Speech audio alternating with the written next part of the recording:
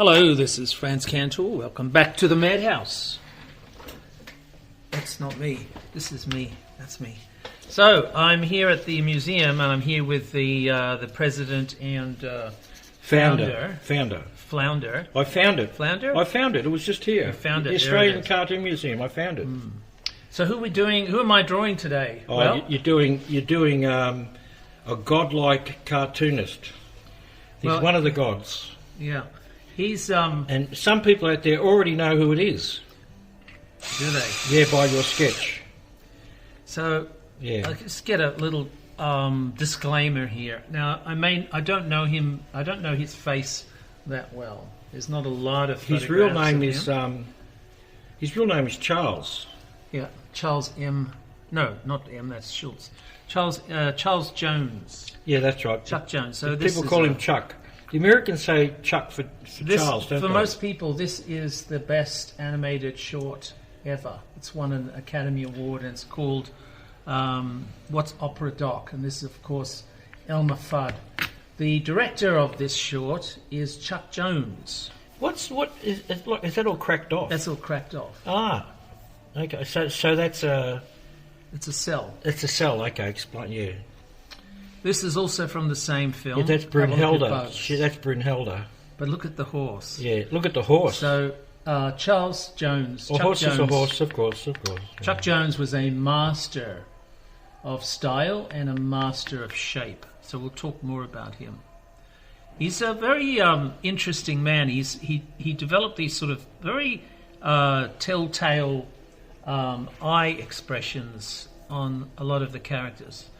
You know, with they weren't sort of there before, and this I think came as this is a pencil for the image that you saw from the screen. But just like how novel that is, you know, the playing with the shapes, still anatomically beautifully correct. Oh yeah, But just right down exaggerated to the shapes. shoelaces. So in terms of cartoons or animation, his characters are like caricatured under an enormous amount of control. He's got such control. So these eyes are very particular. I can tell. You can always tell Chuck Jones from that's Chuck anybody Jones else. as a Jiminy Cricket character and an that's Irish Leprechaun, Jiminy Cricket, yeah. an Irish Jiminy Cricket, Which is character. a leprechaun. That's where they come from. What Leprechauns. crickets? Oh, it's a leprechaun. That's Yeah, I that's know what because he's Irish. He got the pipe upside down, but Yeah. Oh, is that why they smoke their pipes upside down? yeah, This is from Robin Hood. yes. And that is a beautiful. There's a series about 6 of Chuck Jones's shorts. Of course, there's one of my very favourites. I think that's probably my favourite all over the Chuck Jones cartoons. Duck Dodgers Yeah. of the 21st century. A half century. Yeah. Oh, that one. Okay. Yeah. So because he made me love this guy. This guy's Daffy, and Daffy is really. There's two cartoon characters in my life. One is Daffy Duck, and the other is Yogi Bear. Yogi Bear is sort of my yogi. He's my teacher, right? So there's a zen about Yogi, Yeah. and I always love his character and his voice. You know, Dawes Butler, and Zen and the Art of Picnic Baskets. I read that Yeah. book. But the reason why I love Yogi is he never gave up. Never. There's no such thing as giving up. Right? And he's smarter than the average bear. Daffy Duck also doesn't give up until the very end of the cartoon, of course, you know, when he gets beaten up. But You're the by the scrabble. Shropshire Slasher or something like that.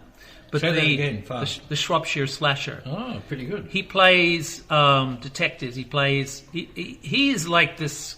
It's multiple personality actor. I'll Daffy go Duck. better than that. I'll go better. There's 3 Daffy Ducks. There's the one during the war. Was really nuts, absolutely crazy, Yeah. running around with his head off virtually. Then there's the ordinary one, and then there's Chuck Jones's. The ordinary one is the one that survives now. That's the one Yeah. you can watch. If you see any Looney He's watered Tunes down. shows. He's watered down. Like He doesn't have the same It's the same aggression and the same energy. thing that happened with Bob Clampett's version of Daffy Duck was done during the war years, and he was right off his tree, like really frenetic, you know.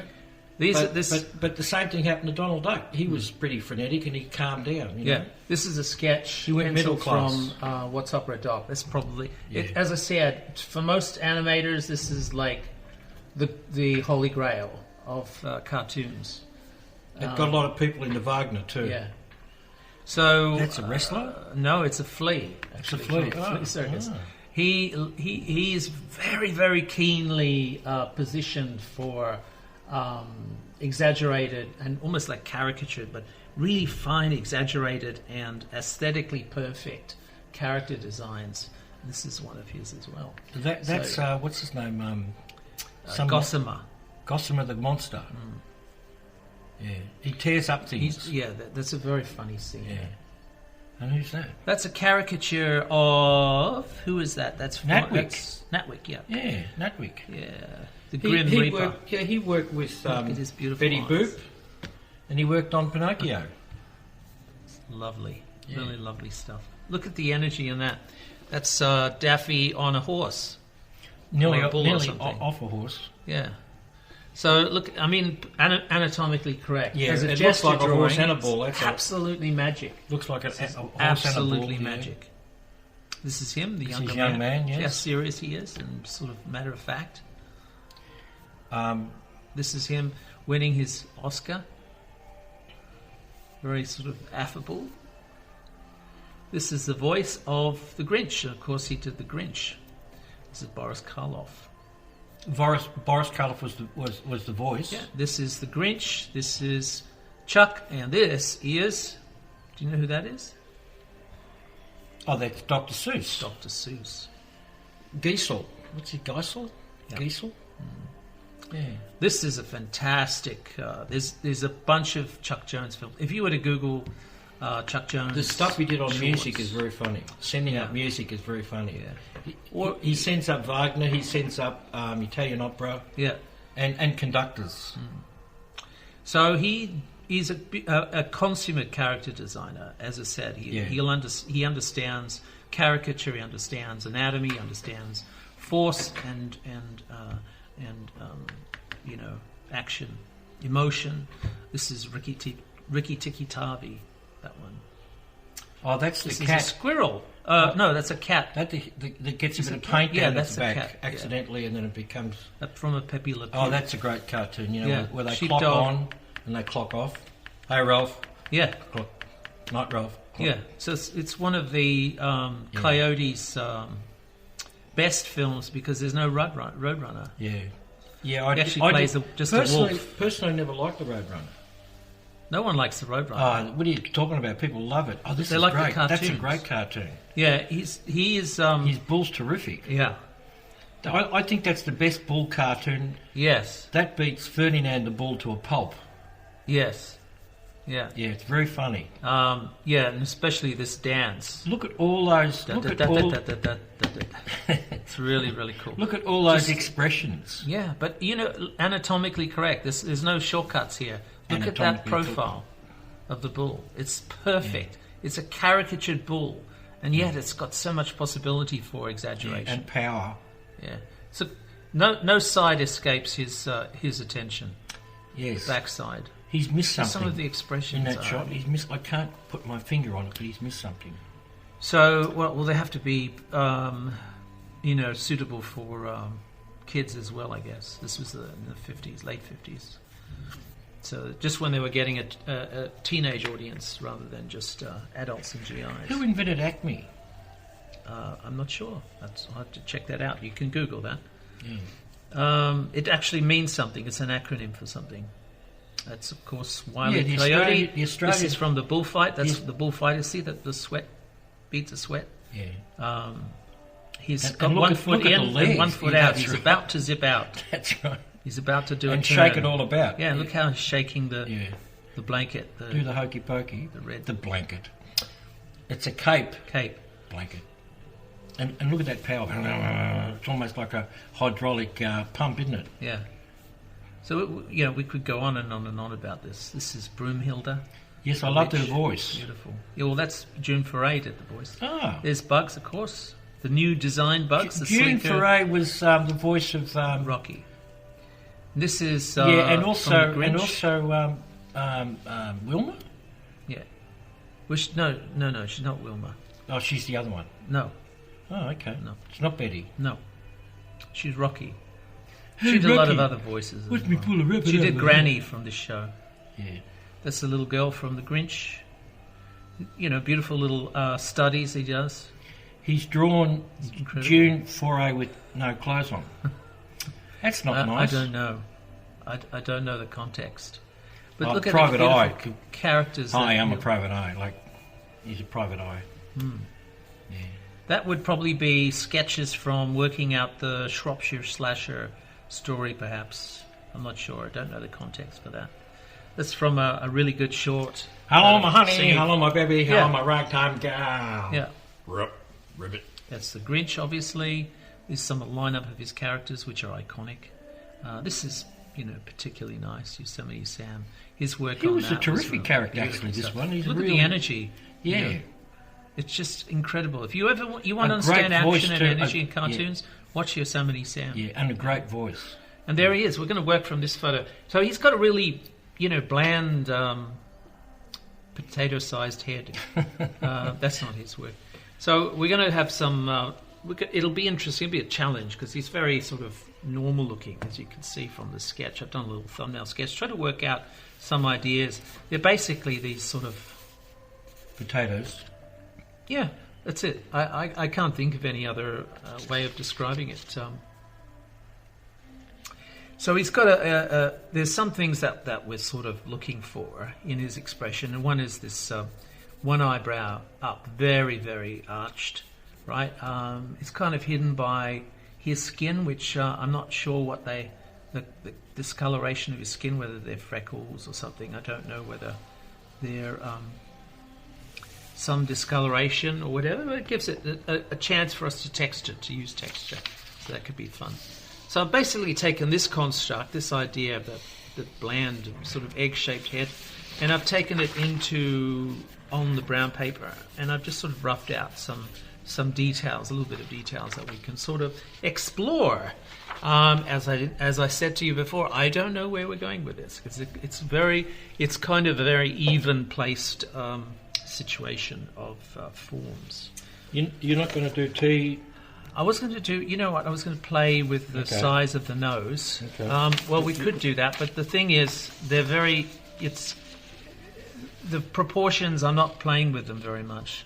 So, as with everything, we need to concentrate our efforts in this sort of T-zone, right? The mask zone of the face. So that's where all of our attention is going to be. We're going to looking for details in the reference material. A lot of details in there to give us our context, which is the story of the face. The story of the face is elements that are recognizable for us, if at all we recognize him at all. As I said, I haven't seen many photographs of him. And the other thing is, anatomically, we need to sort of apply the rules of perspective and anatomy. So there's a lot of things while we're drawing. I got this little thing the other day. The elements that are close to the surface of the skin, like the forehead and the cheekbones, of course, the bony outcrops, those things we need to look for those, even though they're not prominently displayed in the reference material. It's something that we need to look for. I'm glad you've got under there this too. one that's all the same colour because it's pretty horrific if you have the actual proper colours. Okay, so there's a lot of material around the eyes, right? So there's a lot of activity around the eyes. Essentially, it's created to pinch, to close, lock light out, and then to let light in. But it's more than that. This is an incredibly complex network of pulleys and levers and all kinds of mechanisms around the face itself. So one wonders why. I mean, can dogs raise their eyebrows? Perhaps a little bit, but not quite as profoundly as a human. So the matter of the anatomy of the face, of the human face, seems to be quite apart from any animal, including chimps and gorillas and monkeys. Quite apart from any animal.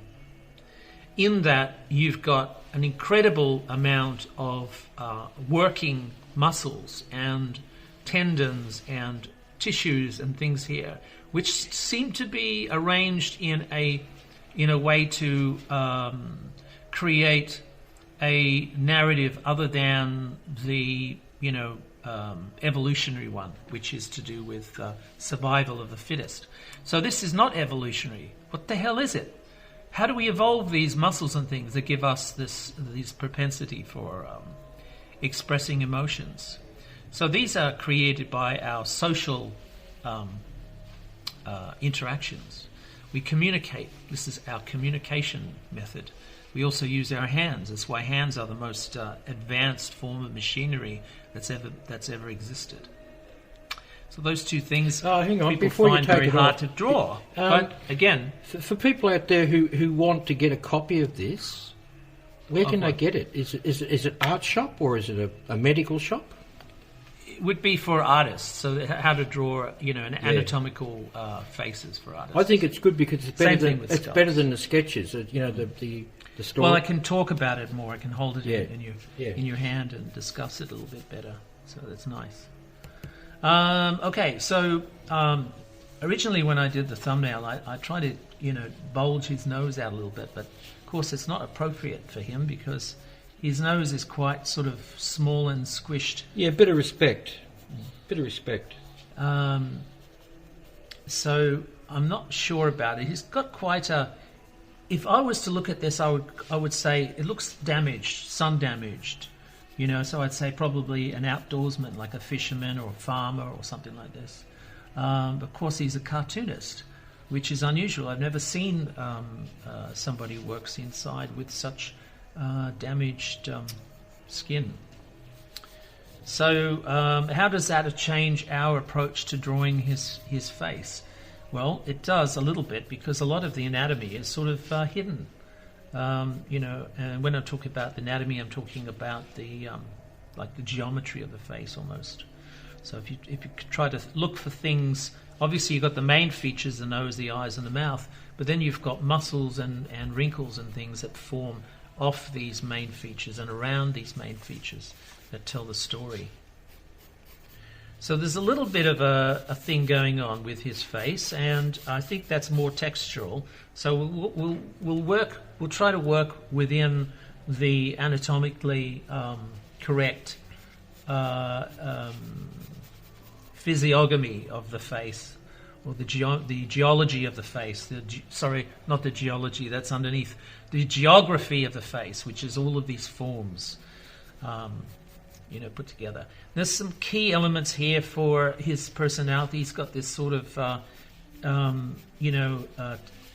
boyish hair, even though it's cut short. It is sort of like a shaggy, short haircut. So there's a little bit of characterization in that element itself, right? The style of the haircut. It's a little bit messy, yeah. That's pretty typical, I think, of him. Even when he was getting his Academy Award, he had a bit of a messy hair. So when you start to get into, is that a furrow, is that a wrinkle or something like that, it's kind of hidden by the skin texture. So the skin, I can't quite work out why. Are these freckles or what? But, they're certainly there, so you can't ignore them. And they do affect the actual prominence of a lot of he's got a skin features. condition, hasn't he? I don't know. He probably had red hair and he got, skin cancers or something, because he had light, what do they call it? Alopecia. No. What's that? Well, people with red hair tend to get burnt like buggery. Oh, do they? In the sun, yeah. I thought that was just a myth. No, it's not. I spent all my childhood at the beach with bloody jumpers on because I used to burn that much. You must have been really popular. And hats. The only time I had a hat when I was a kid was at the beach. You had a hat? Yeah. The only one on the beach. If that happened to me, I would have said, you know what? I'm not going to the beach. I'll go fishing instead. You went fishing. I like that because it's solitary. You went fishing for comics. Yeah. fishing was You're good. not the fishing type. I am the fishing type. You're the type who walks long walks with dogs. Yeah. And philosophises. I also sit a long time with dogs too. You don't. What are you interested? Have you ever gone fishing? Yeah. And? I like fish. I don't catch anything. Oh, you don't catch anything. Yeah. I'm not a sports fisherman. I don't look at it as a sport. I look at it as a recreation. So what, you catch them and chuck them back in, or you don't even bother catching them? Well, you kiss them, go yibbity yibbity yibbita, and throw them back in the water. That's right. That's all, right. folks. But I don't stick my tongue in their mouth like some. No, he sticks his tongue in their ears. That's different. Yeah, and that's good because fish don't have ears. They do. How do they hear? Bloody awful. So, pardon my pun. We've got a lot of, we're really lucky to have Chuck Jones in the world. And we've got all his stuff. Yeah. So I was, the Bugs Bunny show was like it was my favourite TV show over everything else. You're kidding? Yeah. And even more than Hanna-Barbera and Yogi Bear? I love them as well, but you can't compare the energy from Bugs Bunny to Hanna-Barbera. So and Daffy, as I said, was my sort of spirit animal. Your spirit anima? Yeah, my animal. My spirit animal was Daffy. I'm actually Daffy Duck. Oh. So that's it. That's where the word explain my personality. That's where the word animation comes from, isn't it? Anima, which is your sort of spirit animal, isn't it? Yeah. Animation to give you start to give birth to him. I can start to see him. Yeah, he's coming out there. Give my creation life.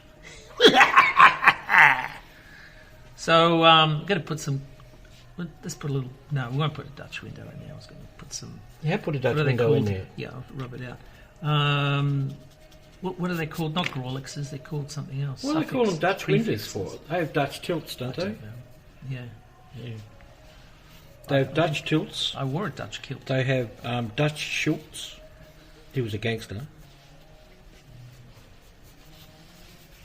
So here we go. There's a lot of stuff hidden by the glass. It's under the glass. We've got to. I'm actually while I'm drawing this, I'm thinking of the expressions of people like Elmer Fudd. He's got an interesting face, hasn't he? That picture. Elmer Fudd was the boringest character. He and Porky Pig were the boringest characters on cartoons until he came along. And then he made them interesting. And they were like, suddenly they became stars. They became fascinating because he gave them real character. And, they really stood out. They weren't just like victims of Bugs'. Their voices by Mel Blanc were pretty strong. Yeah. And almost drowned the character in character. Mm. But they didn't have that. Then when he came along, he made Elmer less dumb and more predatory.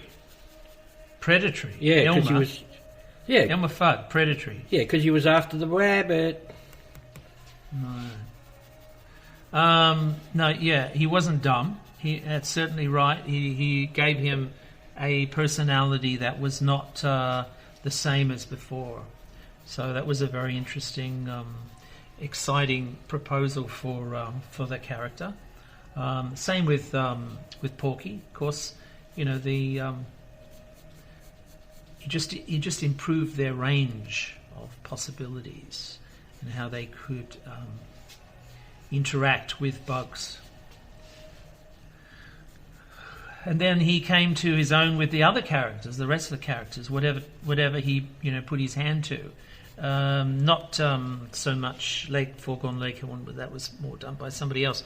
But you've got the Wile E. Coyote, which is iconic. Daffy Duck, of course. Who else? Yosemite Sam. You've got them all. Other than Foghorn Leghorn. But he did do Foghorn Leghorn. It just didn't add anything new to the proposal because it was sort of already there. How long did he work for Warner Brothers for? That you're going to have to wiki. I don't know that exact time, but when he left, he did freelance work. Of course, he did the Phantom Toll Booth and the Grinch, and That stole Christmas. Yep. And they were great. He also did another favourite of mine, Beanie and Cecil, which was based on a puppet show that Bob Clampett was Oh yeah. Oh, he did the animated series because it was a puppet show from the 50s. Yeah. Bob Clampett.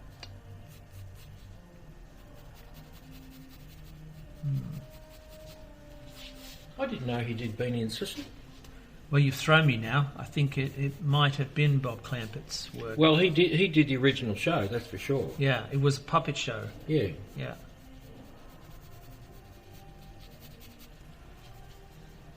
I've thrown you, have I? Okay. Well, you didn't stop drawing. Generally, when I throw you, your pencil stops.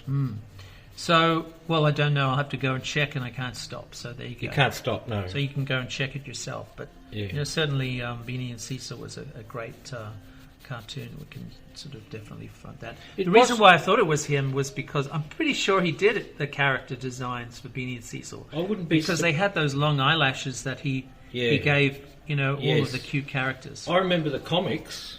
I remember the Beanie and Cecil comics, but I don't know. That's something I think we'll have to... We'll have to look it up. We'll have to... Wiki all the way home. Yeah. It's a very interesting man, this... Well, I mean, if you talk to people about... you say to them, name me two animators. They'll say Walt Disney. Yeah. And they'll say Chuck Jones. Right. They won't say Hanna-Barbera. They won't say Ralph Bakshi. They won't say Jan Lenica. They won't say these people. They'll say Chuck Jones.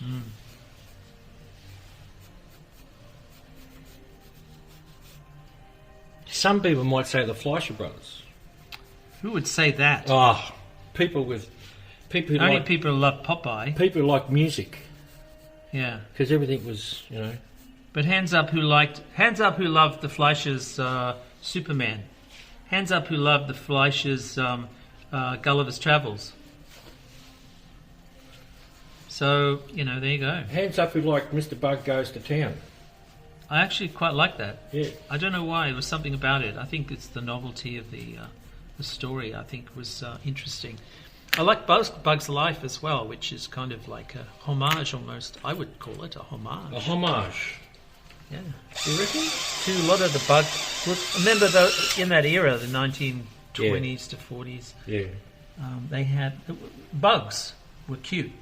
And they did cartoons of bugs, singing spiders. Singing spiders? Yeah. Well, they all had that sort of bounce, They had that sort of... Yeah, but that's the Fleischers. Oh, actually, it's not. They all had rubber hose limbs. Yeah, that all bounced around. Yeah. Yeah, that was the style. Whether they were it was the early Disney. It wasn't the Fleischers, but the Fleischers really. Oh, they really got into went off on it. They took that as a. It was their beat. Yeah. It was their beat. Rhythm and beats. Yeah. Yeah. He's got very interesting glasses. He doesn't want any frames to interfere with... no, they're thin. But, with what he's seeing. He doesn't want any frames to interfere with what he's seeing. That's right. Okay, so... Well, he drew a lot of frames, didn't he?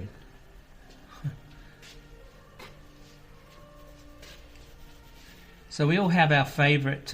what's your favourite Chuck Jones film, short, or scene? Just a scene. Just a scene. Well, I thought his stuff on music was really the best. He picked the right pieces of music and he'd send it up, and the timing was terrific. He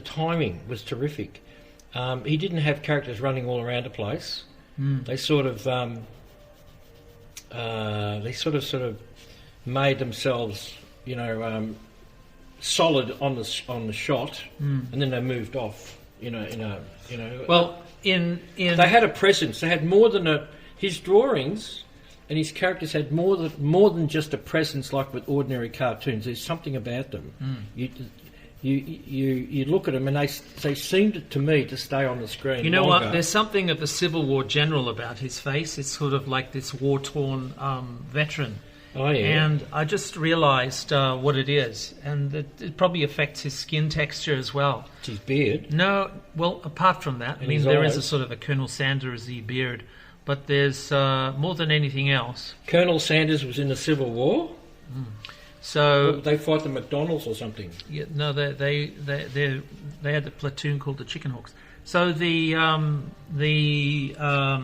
energy or the actual style or the stuff that I'm finding in his face now is incredibly focused. There's an incredible amount of focus in a lot of his work and perfection. So he's a perfectionist.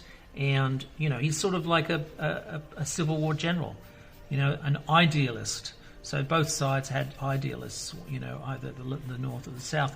They're very idealistic generals. They thought they were fighting, for the right. You reckon? Yeah, both of them.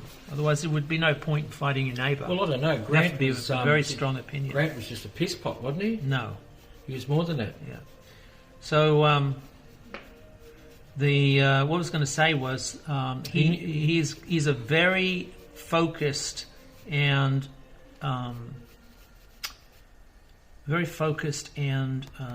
dedicated general in the animation field. So he's a veteran, a fighter. I see him and doesn't give up, and is a perfectionist. I see him more. And I'll tell you, there's a story. I see him more as an intellectual. Well, that too, but like that he comes was a from, leader. He was a leader in the field, that's for sure. But I see him more as an intellectual. I think he's a perfectionist. Yeah. So what he brought to animated to Warner Brothers was a certain degree of professionalism and style, and a degree of perfection that they didn't have before. Had a lot of the energy and everything else, but it wasn't anything that stood out as extraordinary until he came in, and then, of course, he made those extraordinary cartoons, and he was a perfectionist. Now, how do I know this? Well, you can kind of tell from the expression. There's sort of like there's the will. The undeniable will, the look of the master, the Zen master in a way. He knows what he's talking about. Very powerful. There is a lot of internal combustion going on in this brain. So what I was going to say was a story where he was presented with. He won an Academy Award for What's Opera Doc, and the story is that he didn't like the film for one reason, or he liked the film but was disappointed by it for one reason, and the one reason was there was a scene where Elmer's wearing like a Roman type of toga, like a one of those skirts with these little plates. Yep. And the plates didn't make any noise, and he originally designed it so that the plates would make noise. And I think whoever was the musician, Carl Stalling, maybe, he forgot to put the noise in for the plates, whoever did the sound. And that was the only reason that he was disappointed. So you might think, well, that's a big deal. The plates didn't make noise. But it just gives you an example of how much he cared about this product. But also when you do animation, how much he was a perfectionist. When you do animation, you have to create everything from the ground up, everything. So something that is tiny in an ordinary film is not tiny in an animation because it's all everything. No, but it is an example of. I mean, the film is extraordinary in many other ways, and that's probably the least thing that you'd ever think about. And it's something you don't miss it. Not being there, it doesn't destroy your love of the film, but it just gives you an idea of how closely he was to the product, to the film itself. Well, if you look at What's Opera Duck with the sound off, it's all right. But you look at it with the sound on. He really had his sense of it time. linked. He had a really great sense of timing with music. Yeah. In particular with those, because he's sending up famous pieces of music, you know. And the way he used the music with the characters, but also something about the way he used the music, it's like a double send up. He's sending up the music by the way he selected it. Yeah. And plus he's sending it up by what they're doing in the background, you know, the foreground of the story. Yeah. Yeah. It's a great. It makes Warner Brothers made me love classical music. So you've got that ability I thought to you got out of horror associate. movies. You cannot. Well, what do you know about? Where is there classical music? What do you know about classical? What do you know about classical music? Come on, what do you know about classical music? Well, the operas, Rigoletto, and come on. Well, I only know their use in cartoons. You didn't move on to the full 3-hour. No. 22-hour Wagner's Ring.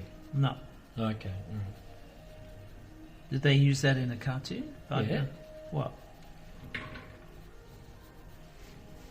In what's Opera Doc? They did? They used a bit of Wagner. Yeah. Okay. I'm pretty sure they did, or one of them. Been a while. You've caught me with me. No, that's not Wagner. No. I think that's Respighi. In Italian. Yeah, so... What was that character? In the middle of all this action, you'd have this bird walking through with this funny foot. Oh, that wasn't him. That was in the 30s. No. It was in one of his films. No. In the middle of the thing, this thing just stops. Inky and the Minor Bird or something. The Minor Bird. Yeah. And it had its own soundtrack. Da da da da da da da da da da da. Yeah, that's it. Da da da da da. That one. Yeah. Yeah. It was and there was a pet. Originally, there was a pet dinosaur, I think. And then it became a lion, a baby saber-toothed lion. And then it became it was interested a minor in eating bird. The cavemen. Yeah. When did you start with Warner Brothers? The Warner Brothers termite thing goes back to the 30s, doesn't it? Mm. No, he would have started early. Yeah, but I think his directorial skills sort of flourished over time. As he moved up the... Yeah, up the ladder. Okay. Up the pecking order. The pecking order, yeah. Yeah, so, then it sort of came out, and then... Well, the whole history of early animation in America is... with sound is all about Mickey Mousing of the soundtrack, and all the Harmon and Ising. Yeah. They're two Jewish guys. Harmonising. And they put it together as harmonising, and then it was merry melodies, and everything was music based, right? But Looney Tunes. Yeah, music that's based. right. Everything was music based, including the Fleischers. Silly symphonies. That's silly symphonies. That's right. But when it came up, it sort of. He was at the peak of it because his stuff he did in particular, sending up opera, was wonderful. They're just wonderful. They're just very funny and just... And, by the way, they had access to the Warner Brothers Orchestra. Yeah. So, there you go. But the Warner Brothers, they used their own tunes that were in Warner Brothers catalogue that they owned the copyright of. And they always, whenever someone would come on, introduce a new character, you'd have da da da da da da da. And they owned that, did they? Yeah, they owned it, and right. They used their own. So you got a percentage every time they played that. Well, the guys who wrote these things, these musicals from the 30s in the Warner Brothers, they kept reusing those songs all the time. Right. So thought, it's Chuck who says, "No, let's do some opera." Yeah. And they're all looking at him like, you don't do that. We don't do that here. So he's pushed and he ended up getting an Academy Award. Yeah.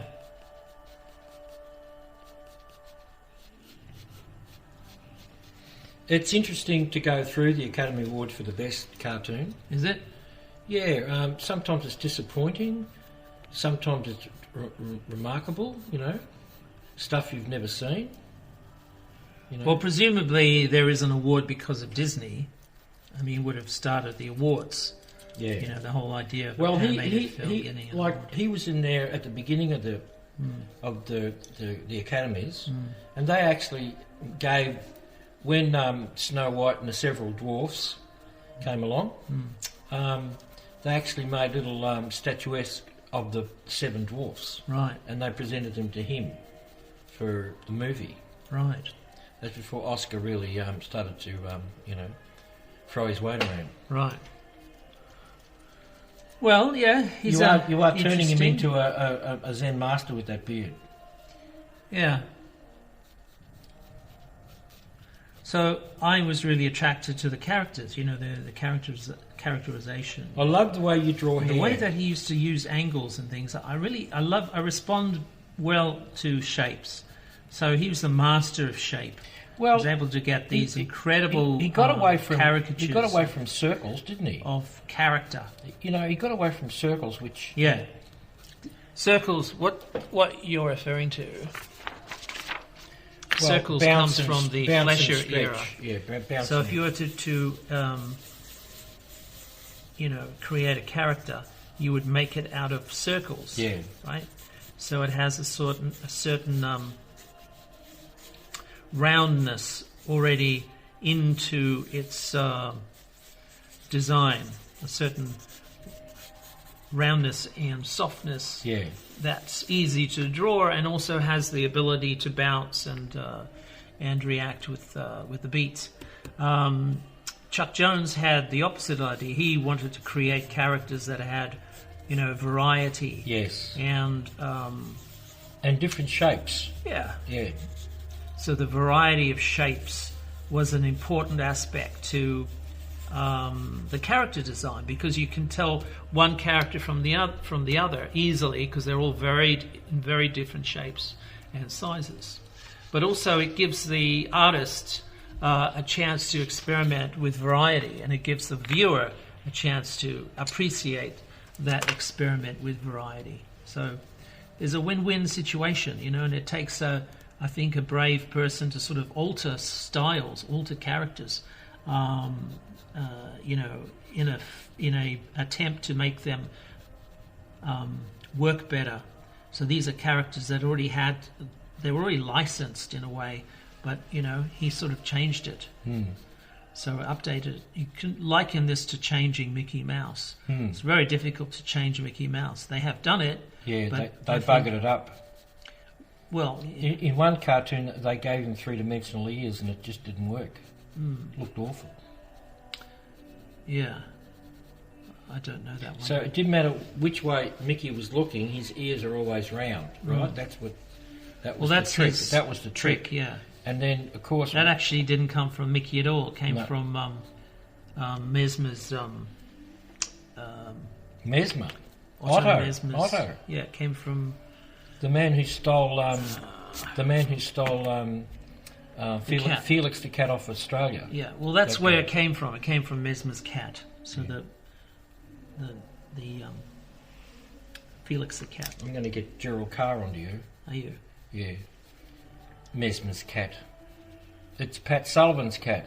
Well, whoever's cat it is, it's Some cat. it came before Mickey. It did big, huge. So Mickey's design owes a lot to Felix. Mesmer or Sullivan. Why can't they share it? Just say Sullivan Mesmer. Well, because the Americans like to think that they invented everything. Why? Well, it's the first rule in Hollywood. Don't know what the second rule is, but the first rule, like Errol Flynn, he wasn't even in the army, but he won the Second World War. Right. He did. Yeah, In single-handedly What in those movies. about Custer? No, about in the Second World War, he did a couple of war movies. Did he? Yeah, What were they? so did John Wayne. Yeah, well, he John wasn't Wayne in the won the army. Second World War. He wasn't in the army either. No. Actually, I don't think there was anything wrong with John Wayne. He just wanted to do it, but all the other guys, Well, he wasn't stupid. all the other guys had reasons, like they had they didn't flat feet. They didn't pass the physical. Yeah, but you can't let the fans know that. Didn't pass No. the physical because I'm a 90-pound weakling. So it's Sinatra gonna be an was interesting hated. situation. Sinatra, he couldn't get in because He was too little. no, he had a problem with his neck. He was a pain in the neck? Some gangster slashed him, and he's got a big scar. You can see it in some photos. And all sorts of people couldn't get in the army. Who were we talking about the other day? We drew someone the other day who couldn't get in the army because of a Injury. yeah. Hmm. Ray Milland. Ray Milland had a problem with his finger. He was a great shot, but he had something wrong with his finger that was from a horse Injury. injury, and I mean, he actually ended up doing stuff, but as a teacher, I think he taught flying and stuff like that. Yeah.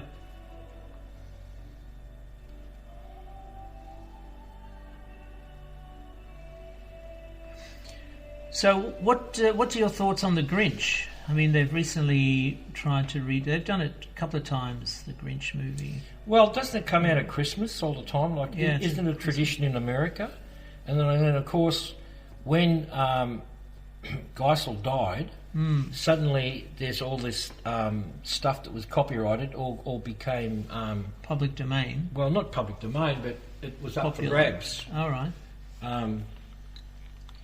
Yeah, it's like Peanuts. The only animated stuff of Peanuts were done by this Canadian animation company because Chuck Schultz, he didn't want his stuff done by anybody else. He didn't want it actually turned into animation. This guy convinced him Right. with his work. He did, and I think Geisel didn't want all that stuff. All the cups and the bags and all the merchandise. All right. And so when he died, his family could do what they wanted. Yeah. And of course, the film came out with Jim Carrey, who did a pretty good job of it. But I don't know, I can't stand that film. Yeah, I'm not a fan of the original film either. I don't really care for the new one with Cumberbatch, the 3D animation.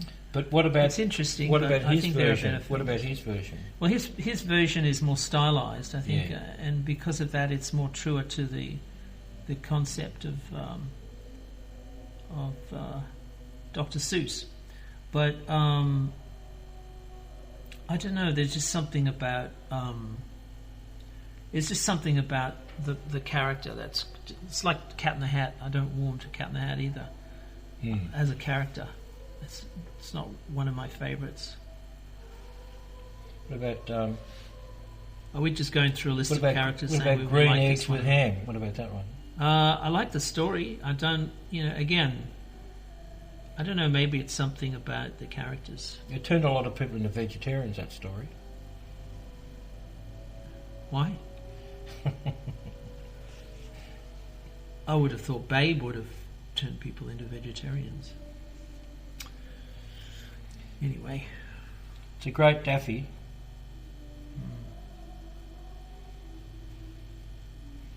When you draw certain aspects of the character or a little side thing like that, instantly my brain goes to, is he going to do a black background or a white background, you know? I don't know. Looking ahead to the future problem. Yeah. I'm not sure. When you're drawing, are you very relaxed or you're concentrating hard? What's your usual modus operandi? You have to be in the moment, because if you're not in the moment, your hand will slip. It will slip. So hang on a I moment. couldn't even say slip. I said swip. So, because I'm concentrating on the task at hand. So but are you relaxed at the same time, or are you in a way, or are you really concentrating hard? Well, if you're focused enough, you are relaxed. Well, that's interesting. Yeah. If you're focused enough, you are relaxed. Yeah, so it's a matter of focusing.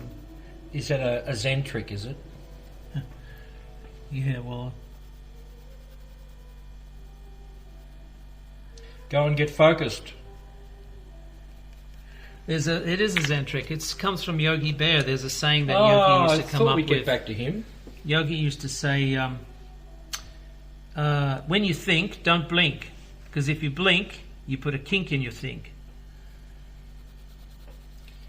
Okay, that sounds like something that Peter Cross would say. No, that's something that I would say to Peter Crofts. So he said that to Boo Boo, did he? On several occasions. Don't blink. Look, it's attributed to him. So yeah, don't blink, because if you blink, you put a kink in your think. That's the sort of thing that Snagglepuss would say, I reckon. Snagglepuss? Yeah. Right. Heavens to Betsy. That's a little bit deep for Snagglepuss. I've got a whole collection of... He was a man of the theatre. Yeah. Exit, stage left. Yeah, he was... we have to talk about... It's just amazing. You put a couple of white dots. You put a couple of white dots in the eyes, and bang. We have to talk one day about Hanna-Barbera's omniverse. No, Hanna-Barbera's universe of characters. They're very interesting. Yeah, some were good.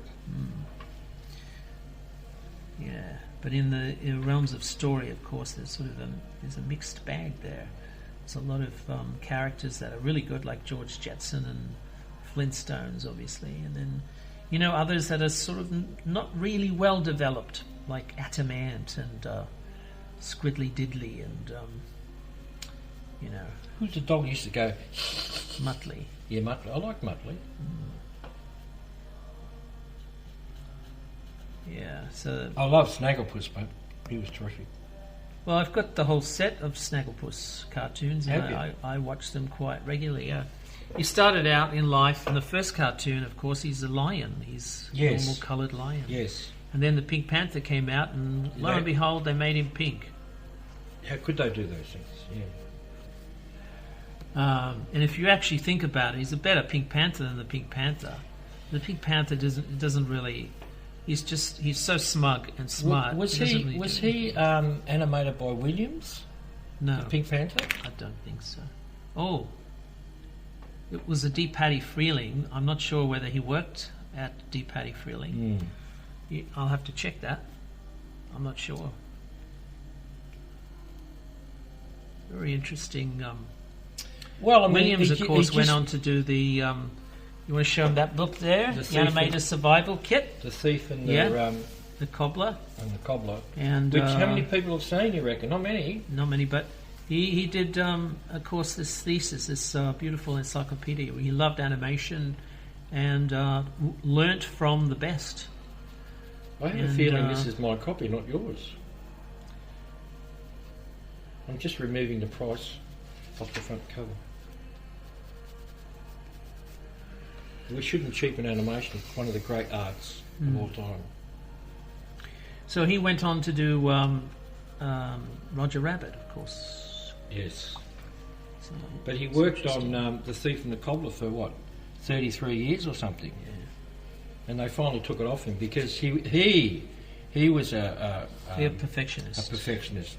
Yeah. To such a degree that he never got to see... his baby completely realised. Well, he was too busy doing great work for other studios. And he loved to learn. He was a great teacher. He loved to teach too. Yeah, he was a great teacher. So there you go. Well, so you can see now I'm having a little bit of an issue with his skin texture already. I've got quite a bit of patterning here to do.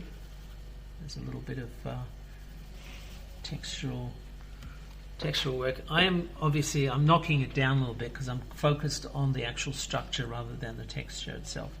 But there is Well, I mean, it's you have to, yeah. You have to give the impression of it, not the detail. The impression of his. Got very fine hair, obviously. yeah. Well, it's like a kid's haircut, isn't it? No, but he's got fine hair because his hair, when you get older, if you got thick hair, your hair tends to stay where you comb it. But his hair was all over the place. I noticed that. Well, there's Richard Williams. Yeah, this is the animator's survival kit. So great book. One of the we should best do books. a book bite on that, perhaps. And I just want to show you one picture which I've never seen. I've only seen once before, and it's incredible. Look at that. It's a poster he did for the London Film Festival, and he's got all these characters, famous actors, and even look up the top, there's got Felix. He's got Bugs Bunny and Citizen Kane, everything in there. Mm. That's a great thing. We should actually do something about that. Mm. He's got King Kong as a belly button. Well, that's got nothing to do with what we're doing, so... Nope. So, tell me, why do you love animation? Are you asking him? I'm asking you. Because it's creative and it feeds my story need. So I love stories, and I hate films because they don't deliver what they promise. But animation always delivers what it promises. It always delivers a story. Have you With a seen- film, it's just Have you they're seen just Rock and terrible. Roll? Have you seen Rock and Roll? Yep.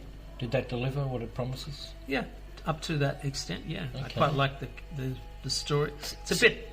So, animation is where cartoonists boldly never go. Cartoonists never Yeah. go. Why? Well, because It's a lot of it's a drawing. new adventure. It's a new. Nah, it's an old adventure. No. But it's. I'm saying, a lot of cartoonists who don't do animation would love to do animation. They'd love to see their stuff move. Mm. Well, that's the thing. Animation means you're giving life to it. So seeing your drawings move and have life, that's the exciting element to, the element of surprise. I mean, I always felt that animation, personally, was the real magic in the universe. Like, there's no real magic. It's all tricks and stuff. Yeah, it's all, you have to create your own magic. That's right. That's But what they animation actually is magic. It's Yeah, where because if you didn't have even animation, you wouldn't have film. Yeah, even as an adult, you can sit there and just be, I remember just sitting there at the beginning of the Disney film Mulan, and looking at the credits. Yeah. And the line flowing over the screen. I was just enchanted. Yeah, it's they're only- about to destroy that now with another live action monstrosity. So good luck, Disney. What, they're going to need it? Yeah. Walt spinning in his... You've got a black hole in his ear. His head spinning in the jar. You've got a black hole in his ear. The black cauldron's in his ear there. You know, when certain things line up, like that line going down there, it seems to be the continuation. Does that disturb you in drawings? There you go. No, does those things disturb you in drawings? It depends on how fast or how well they're featured. If they're featured too well, too prominent, then it's the wrong sort of message. You sort of have to. One of the things I love as a child, looking at cartoons, and I'm reminded of looking at your drawing, is when you get the thick line running down and the eye just follows it all around, and it's just pleasurable, And I remember looking. You can't really tell that in animated films. No, but because they move too fast. Yeah, getting back to the Flintstones, because the Flintstones. Oh, the Flintstones don't move that fast. That's right. They'd be but on the screen. benefit of early Hanna-Barbera. You'd run your eyes around the outline of the hair and the body, and because they're on collar. screen long enough. And and you're actually enjoying the physical process of drawing. following your eye around, and at the same time you're realising, hey, I can draw that. Exactly. It's almost like you're teaching yourself how to draw. Yeah, and I did. Yeah. And I'm Yeah, just saying, that's exactly these lines remind me of that pleasure I had as a child. These thick lines. Well, anything you notice, Which is why I like Weg stuff too. Weg, because he was one of the major cartoonists that I grew up with, and his lines, because the same line would get thicker and then thinner, and it was so sharp you could almost feel like you could cut your finger if you touched it, you know? Yeah. So, bit of mess. So it has a sort of a textural quality that, and a get that off physicality that works really well. Yeah. Let's finish it off. I'm going to get a white pen so I don't get this.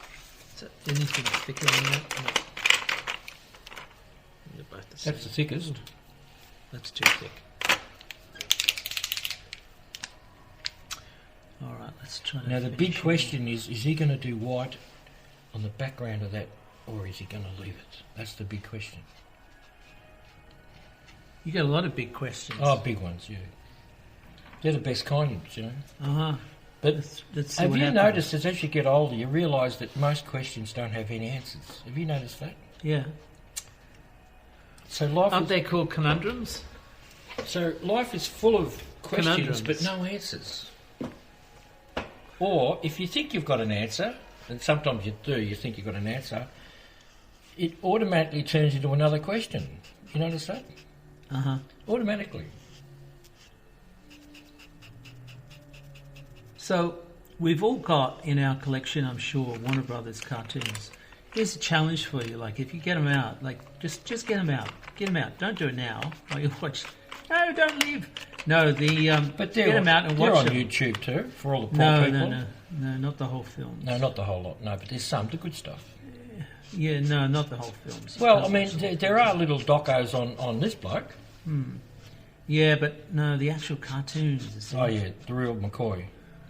So if you were to watch them, Well, they speak over the years of 60 years, 70 years. that they bull were film, created. that's online. That's on YouTube. Not that I know of. Yes, it is. It's a great film. I saw it a couple of weeks before we started talking about it one day. What's it called? Oh, I don't know.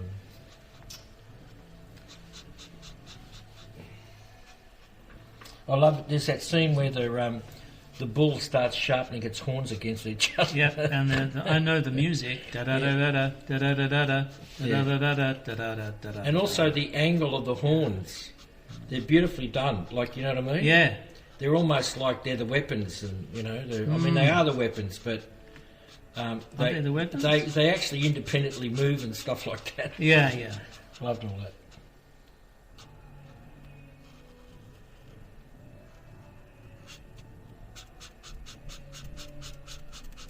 I think that I think you're right. People should get out their Warner Brothers cartoons and look at them. And they may be adults, but look at them because you're missing out. Yeah, have a look at them from the point of view of a student of animation. Yeah, I mean, all the kids have the best fun looking at this stuff, you know. And the characters. Oh, we don't look at stuff like that, you know. I'm into Bergman now, you know. Bergman. I mean, yeah, Ingmar. But, you know, check them out because they're great. They're just great. And the thing is about animation, it's movement. Yeah. It's life. It's the life force. And these characters who did animation, they really knew what they were doing. Yeah. They really knew what they were doing. And especially, you know, the Warner Brothers stuff was, well, it was made for adults. It wasn't made for kids, you know. Yeah, so they're not Looney Tunes. The Looney Tunes are based on them, but they're really a pale version of the promise that was created by this great man here. Are you going to call him Charles? I'll call it Chuck. Call him Chuck. Chuck. So the Americans would call Prince Charles Prince Chuck. What would happen if he became a king? It would be King Chuck. King Chuck. Yeah. That's... Right. King Chuck. So this is Daffy and this is Chuck. And Chuck is he's like You know, as we were doing a book recently on an illustrator, probably described as an illustrator's illustrator. This man is an animator's animator. More than that, he's the character design par excellence. So you cannot get a better character designer than this fellow. And don't believe me, you watch the cartoons and have a look at. Let's have a look. This is him. This is the caricature. Do you want to blow it up a bit? Let's have a look Do you at. want to blow it up a bit? Yeah, it's kind of blurry now. But you know, like show I the just bulls want to again. show the bull. Show the bulls. Where is The it? running of the bulls. Yeah. So look at this stuff. Bull production. I don't think it was called Bull. No, well, it was called Bull, but I can't remember the name of the film. Yeah. Anyway, you should definitely check that film out. That is a masterpiece. As I said, there's the about best bull- 5 or 6 best of bull his film which are ever the made. best. Best bull film. Yeah, the best films, Yeah. and a lot of fun. I think you did him well. I think you did him proud. This is Chuck and Daffy, and this is Frantz and Jim, and we will catch you On the flip side. Bye-bye.